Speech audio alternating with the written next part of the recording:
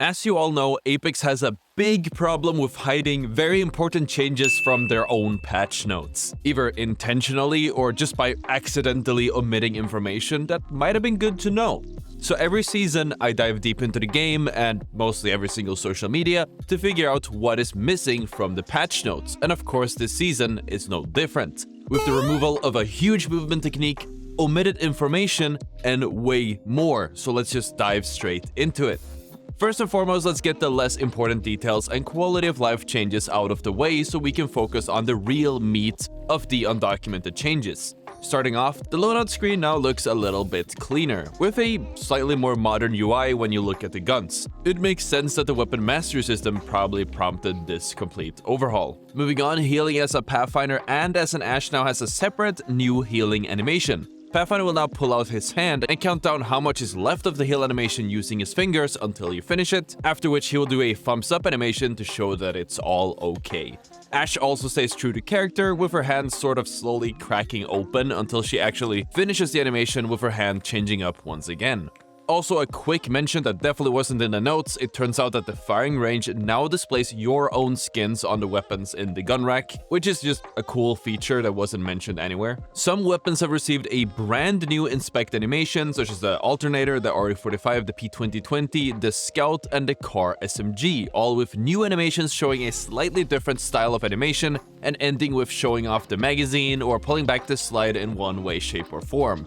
Fun fact, in the case of the P2020, Ballistic has a unique press check animation where he pulls the slide back using only one hand, which I am pretty sure is a reference to John Wick. The window magnetism mechanic, which is the annoying thing that pulls you up and through the openings to ziplines in most zipline buildings, and the one that allows you to do cool movement techniques like the mag jumps, mag leaps, and healing and bouncing inside of the zipline shaft, appears to have been removed.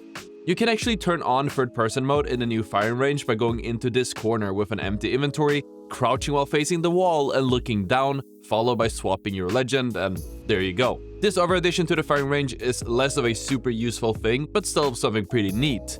If you climb on top of this flag post on the firing range, a cool camera motion will play, which is a direct reference to the popular video game series Assassin's Creed, but there's no need for a haystack here because obviously Apex doesn't have fall damage. And of course we can't have a new season without changes to where the rings will close. And instead of you needing to pay a flat fee or know the right shady back alley contacts to have access to this data mine information, Ferminout released all of this information available for free on Twitter, where the pink rings shows where the rings can't end this season, and the green rings showing where the rings actually can end.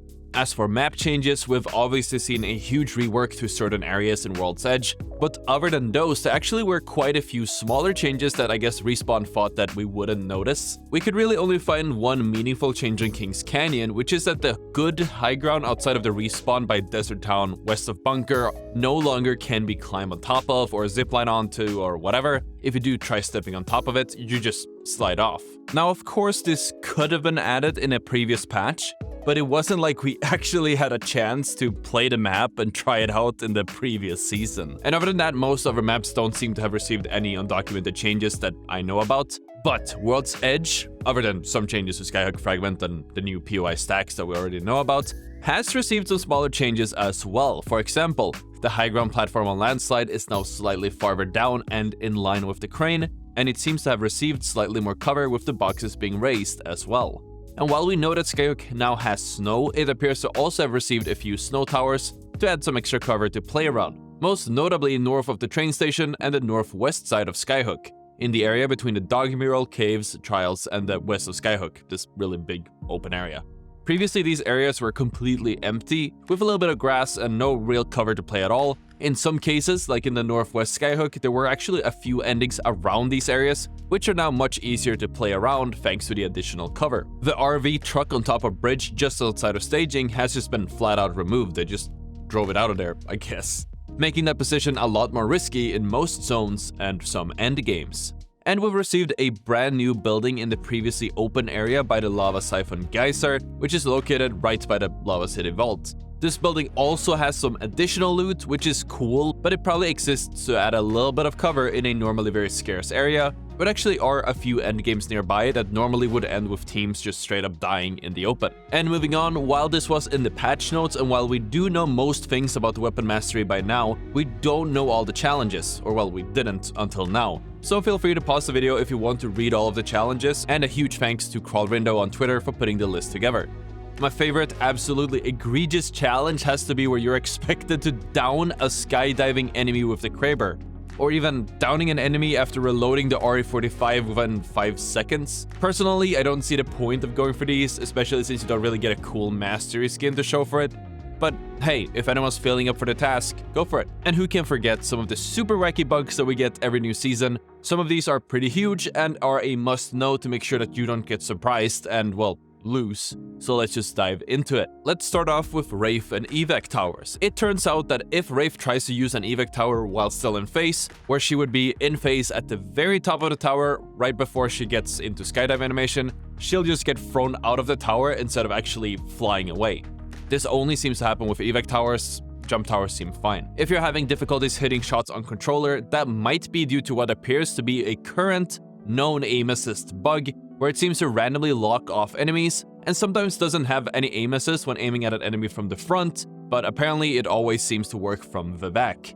The bug is super weird as it only seems to affect some players, but it may be worth to know about. How about that? Ballistic currently has the most powerful version of the spam punch that we've ever seen in the game. By spamming his holster bind, Ballistic gets a punch reset, which allows him to stack punches infinitely, leading to some hilarious moments. I mean, the last time I saw a punch bug being this strong must have been when you could spam it by abusing ziplines, but even then, you'd be confined to being near any ziplines, where in this case, all you need to do is play Ballistic, who already has a 11% pick rate. Safe to say, I'm sure that the previous bug is bannable if you use it in a real game, so don't do it.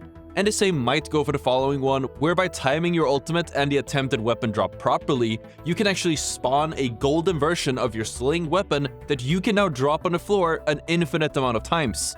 Again, this is duplication and super not allowed, and don't try it in the game, but it's good to know about. If you get down at the wrong or maybe right time as a Wraith, you currently have a chance of still having access to your weapons, allowing you to shoot your enemies as you crawl around. This is a pretty cool addition that many speculate to be a bug, but I can see it being an actual feature to stop Wraith mains from leaving the game. It turns out that there's an invisible ledge or high ground on top of what used to be one of the buildings around Streamer Building in the former Fragment East. This can be reached with many abilities, with the easiest one being Ash's ultimate. How's that for a rat spot? And I'm sure there is more, but that is all I have for today. If I did miss anything, don't hesitate to let me know in the comments so we can all stay informed.